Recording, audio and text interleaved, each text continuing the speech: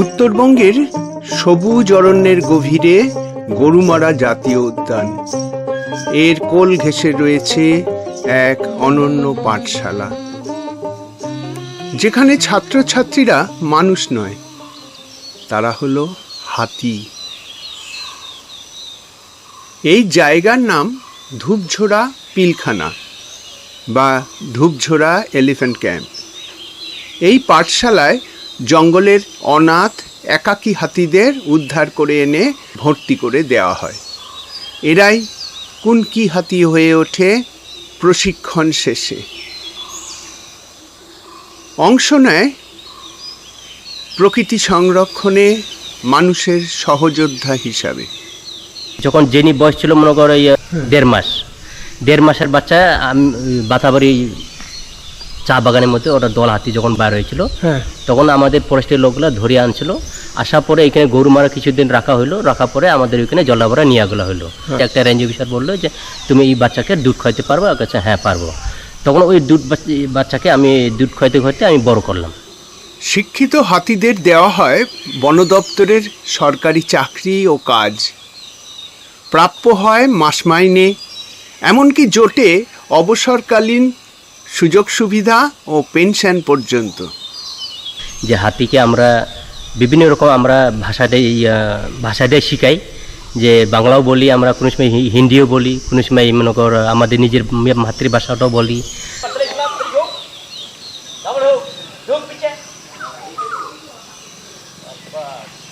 আমাদের হাতিকে আমরা ভালোবাসি, ওই যত আমি ভালোবাসা দিতে পারবো ততটুক আমার হাতিকে আমার কথা শুনবে আর কি।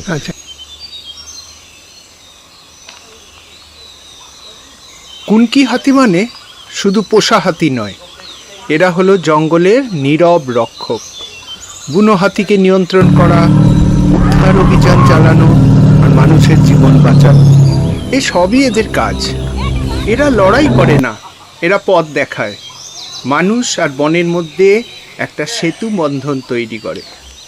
এই পাঠশালায় নেই কোনো বই, নেই কোনো খাতা, আছে শুধু ধৈর্য, ভালোবাসা আর বিশ্বাস। ছোটবেলা থেকেই শুরু হয় প্রশিক্ষণ, ধীরে ধীরে শেখানো হয় মানুষের ভাষা, ইশারা, কিভাবে শান্ত থাকতে হয়, কিভাবে কাজ করতে হয়।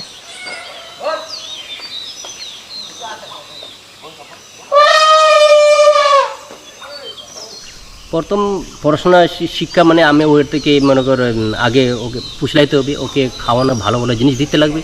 দেওয়ার পরে ওকে আমি যা যা বলবে ওই আমাকে ওই রিপ্লাই করে 2-3 বার ভাষা বললে ও বুঝতে পারবে যে আমার ও ভাষাটাই বলতেছে। ওই জন্য শেখানো, ওইটা যেন বারবার ওকে রিপ্লাই করতে লাগবে। ওইটাকে জন্য প্রথম থেকে ওইটা আমি যা বলবো ও শুনতে হবে। প্রথম ভাষা হচ্ছে আমাদের হচ্ছে এই চেই মাইল আঘাত ধাত। চেই মানে কি?